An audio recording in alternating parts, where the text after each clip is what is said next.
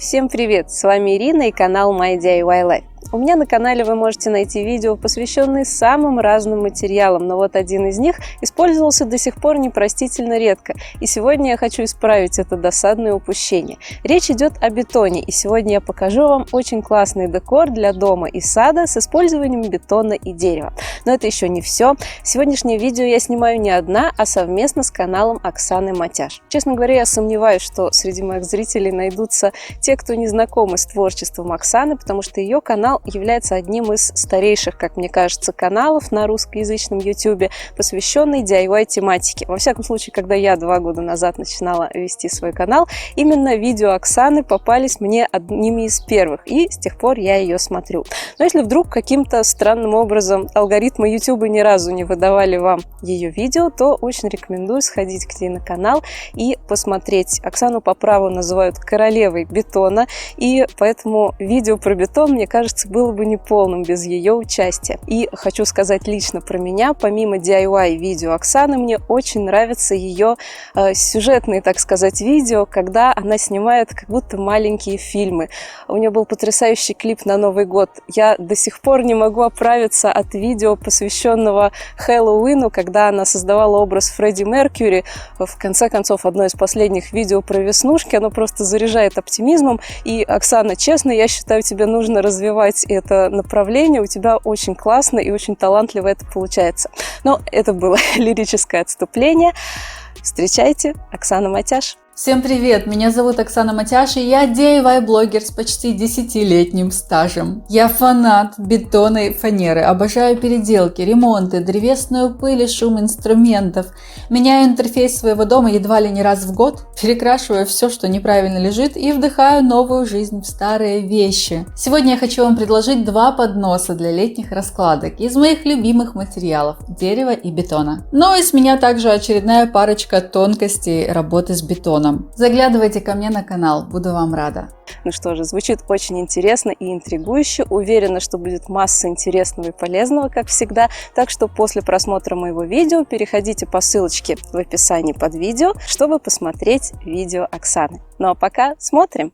Любое изделие из бетона или цемента начинается с опалубки. В качестве материала для опалубки я взяла потолочную плитку.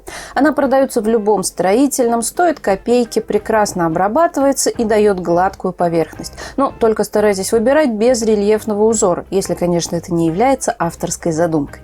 Начинаем с торцов домика. Вспоминаем, как рисовали домики в детстве, и вырезаем эту простую форму канцелярским ножом. Я размечала и вырезала все прямо на потолочке, без каких-либо шаблонов. Вырезаем 2 одинаковых детали, их позже склеим в одну для прочности опалубки. На одной из деталей размечаем и вырезаем окошки и дверки в желаемых местах.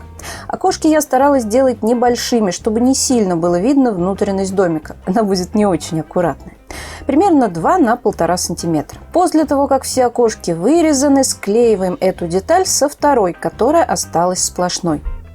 Вторая деталь у меня немножко длиннее, поскольку я хочу сделать по нижней части домика небольшой цоколь. Дальше делаем бортики опалубки. Из потолочки нарезаем полоски примерно 2-3 см шириной. У меня как раз ширина линейки оказалась удобной для этого. И затем приклеиваем эти бортики по периметру домика, обрезая лишнее по месту. После того, как контур готов, клеим снаружи второй слой бортиков. Я старалась, чтобы места стыка 2 кусочков на слоях не совпадали, чтобы быть уверенной, что ничего потом не вытечет из формы. Остается заполнить окошки. Вы же помните, что там, где в форме углубления, на бетоне будут выступы. И наоборот, чтобы получить дырки, нужны объемные элементы. Эти самые объемные элементы я склеила из 4-5 слоев потолочки. Нарезала много прямоугольничков соответствующего размера, склеила между собой и получившиеся кирпичики вклеила в углубления, которые мы вырезали в самом начале.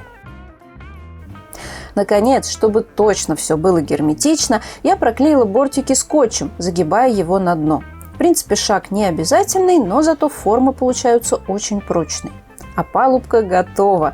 Для домика нужно будет 2 таких детали. На одной я сделала дверку по тому же принципу, что и окошки. Помимо торцов, домику понадобятся боковые стенки. Их делают точно так же, но просто прямоугольной либо квадратной формы. Высота прямоугольника или квадрата должна соответствовать высоте стенки первой детали, ну а ширина может быть любой, смотря какой конфигурации вы хотите домик. Точно так же делаем 2 детали, одну с окошками, вторую без. Склеиваем, окантовываем торцами, вклеиваем кирпичики на место окошек. И в завершение проклеиваем торцы скотчем.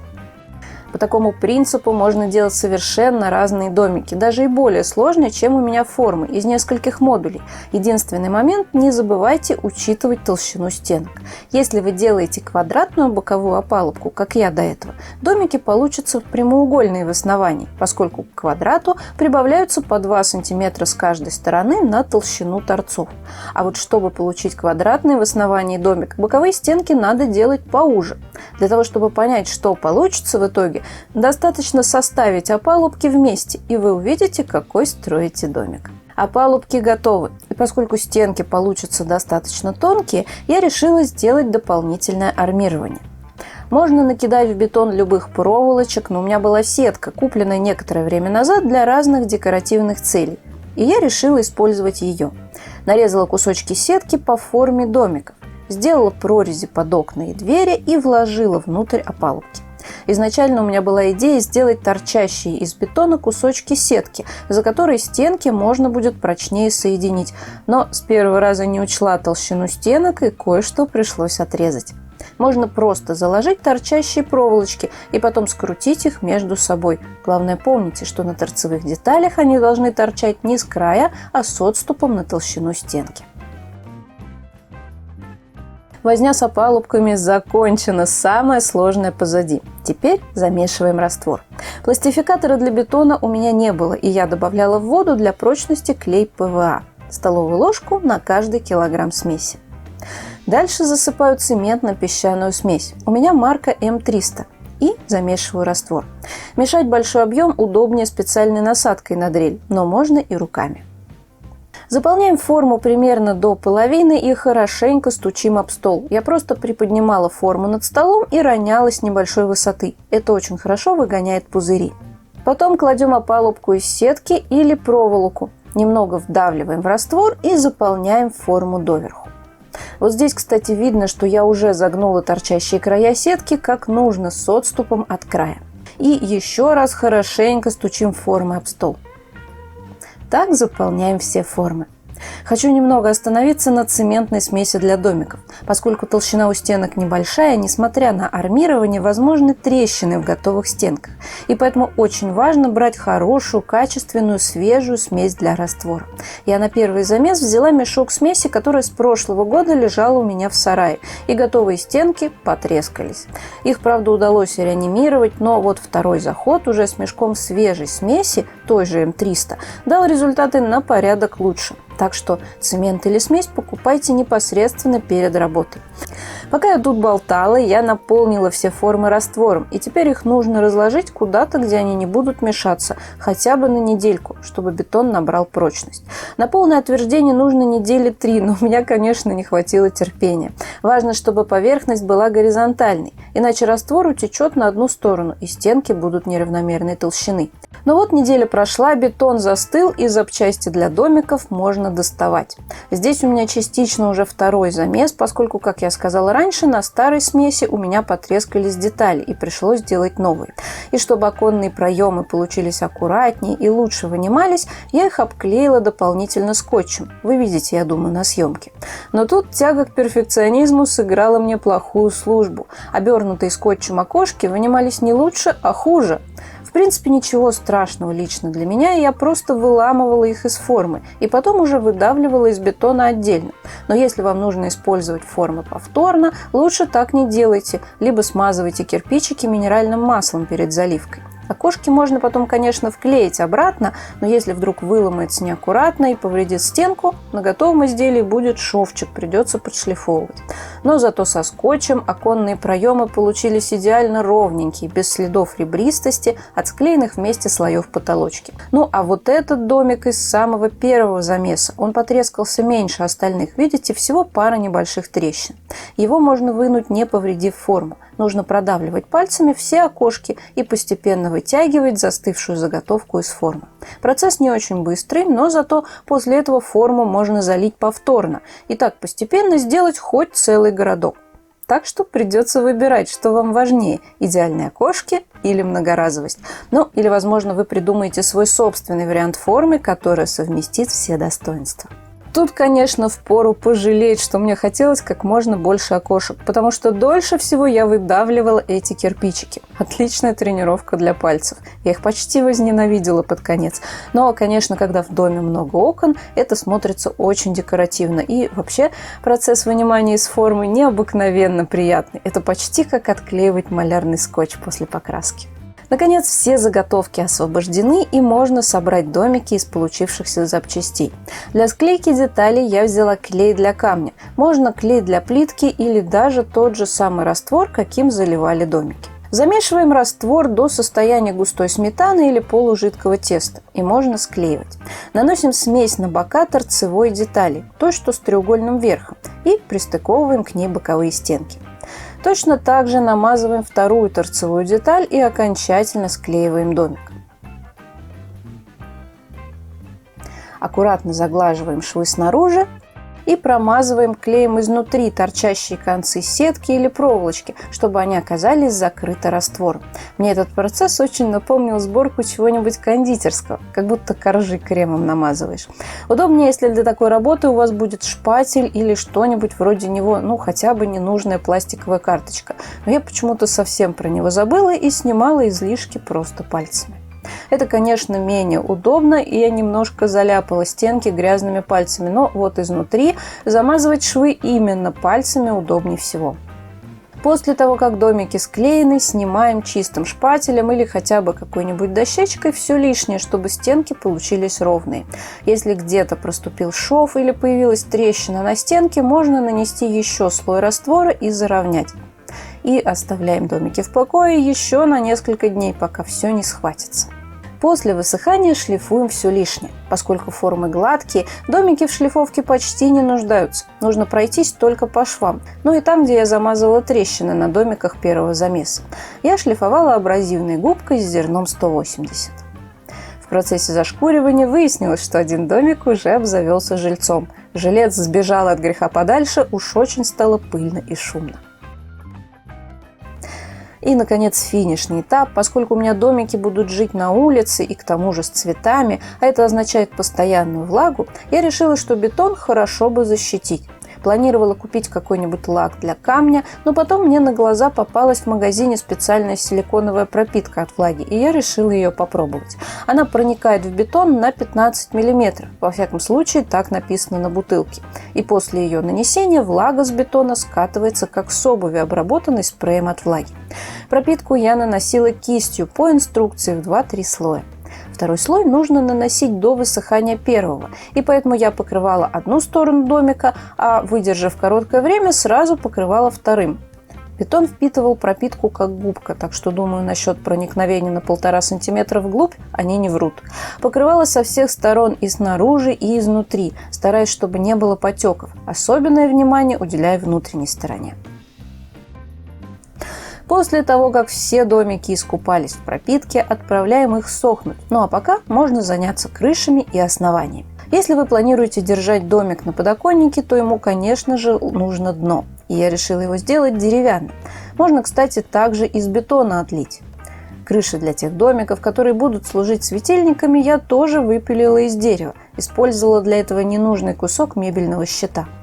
Основание домика я делала с расчетом, чтобы оно выступало примерно на 0,5 сантиметра за пределы домика. Крышу также планировала с припуском, чтобы она была шире домика на пару сантиметров. После того, как все детали готовы, шлифуем их вручную или шлифмашинкой, чтобы поверхность стала более гладкой, а заодно скругляем немного все торцы и углы. Сборка. Для крыш я выпилила по две детали. Одна пошире, вторая поуже. И чтобы сделать крышу, достаточно склеить эти две детали между собой уголком. Клеила, как обычно, на водостойкий ПВА. Соединение крепче дерева. С крышами цветочных домиков придется повозиться чуть больше. Я снова взяла сетку, которая армировала стенки, и вырезала кусок по размеру чуть больше крыши.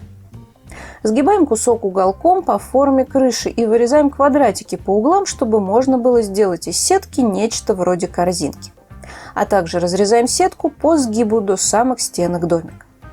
Отгибаем получившиеся крылышки, формируя стенки корзинок по торцам. Нужны небольшие бортики, и поэтому излишнюю высоту крылышек отрезаю. Получится что-то вроде буквы «Л» с загнутыми вверх бортиками на макушке.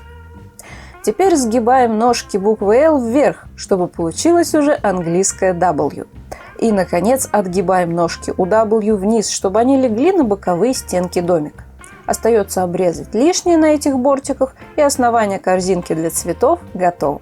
Можно сплести его и из проволоки, хотя из сетки, безусловно, проще и быстрее. Дальше делаем каркас крыши, чтобы замаскировать края сетки, ну и просто для красоты. Каркас я пилила из брусочка 19 на 19 мм. Одного двухметрового бруска с лихвой хватило на 2 домика. На уголок крыши я пилила брусочки под 45 градусов, чтобы был красивый стык. Всего понадобится 4 таких брусочка. И еще 2 отпиленных под 90 градусов на бока. Отпиленные брусочки слегка зашкуриваем, чтобы убрать заусенцы на спилах. И теперь можно все склеивать. Сначала клеим торцевые детали. Получится 2 уголка. После высыхания вклеиваем боковые брусочки. Здесь потребуется определенная эквилибристика, так как все легко разваливается. А чтобы все держалось, лучше стянуть детали струбцинами или на худой конец подпереть чем-то подходящим до высыхания. Готовые крыши красим. Я покрыла все морилкой цвета дуб. Если быть точной, то это не морилка, а тонирующая пропитка для внешних работ. Так что помимо благородного цвета еще и защищает дерево, что очень актуально для меня, поскольку дерево будет находиться в непростых условиях. Можно дополнительно обработать рейки маслом, воском или другим защитным составом. Теперь можно окончательно собирать домики. Основание я приклеила к домикам при помощи монтажного клея. Мне его дал муж и сказал, что он все склеит. И на нем действительно написано, что он клеит бетон. Ну а крыши мы просто кладем сверху, чтобы можно было залезть внутрь. Лазить внутрь нужно, чтобы положить елочные гирлянды. Дома-фонарики готовы.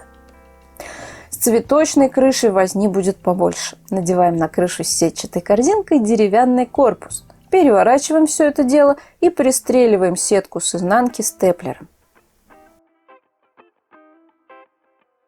Дальше я взяла кокосовые вкладыши с фикс-прайсовской корзинки для цветов. И эти вкладыши, кстати, есть и в обе. Разрезала пополам, немножко расправила и уложила в корзинку.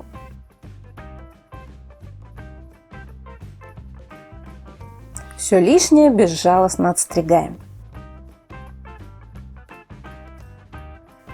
Остается заселить крыши цветами.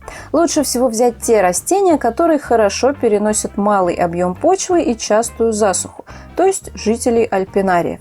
Для улицы это будут камнеломки, всевозможные суккуленты, очитки и тому подобное. Я посадила в один домик алисум, а в другой молодила. Все промежутки заполняем почвой и готово. Наконец, внутрь можно просто поставить горшок с цветком. У меня получился целый жилой квартал. Смотрятся эти домики невероятно мило и станут чудесным украшением цветника, террасы, балкона или даже просто подоконника. Я небольшая любительница игрушек в саду, но это редкое исключение. Сразу хочется продолжить игру и посадить к домикам миниатюрные деревца, выложить дорожки и рассказывать всем, что там живут феи. Свет можно провести и в домике с цветочными крышами. Только тогда крышу для полива нужно снимать и поливать отдельно, чтобы вода не попала на гирлянду.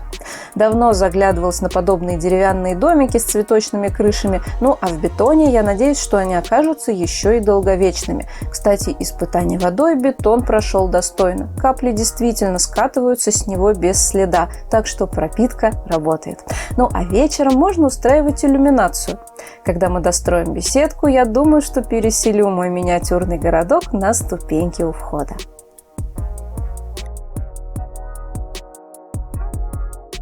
Самое приятное, что такие домики можно сделать абсолютно любого размера и любой конфигурации. Кстати, мне кажется, очень классный вариант, если вы не хотите делать деревянную крышу, сделать такие домики в стиле европейских домов, как в Амстердаме, с такими вот фигурными фасадами. Наверняка вы видели картинки.